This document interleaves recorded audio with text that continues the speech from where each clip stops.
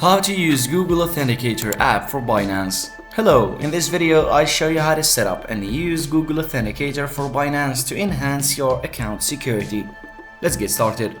First, download the Google Authenticator app and then install it on your device.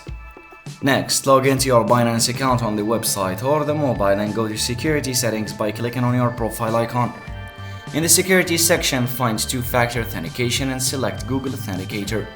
Click Enable to start the setup process. On Binance, you'll see a QR code, so open Google Authenticator and tap the plus icon and choose Scan a QR code.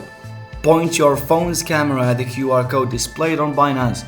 Alternatively, you can enter the provided key manually if you prefer. Once you've scanned the QR code, Google Authenticator will generate a 6-digit code, so enter this code into Binance to complete the setup, then click Submit to finalize. And that's it, you've now successfully set up Google Authenticator for Binance, adding an extra layer of security to your account.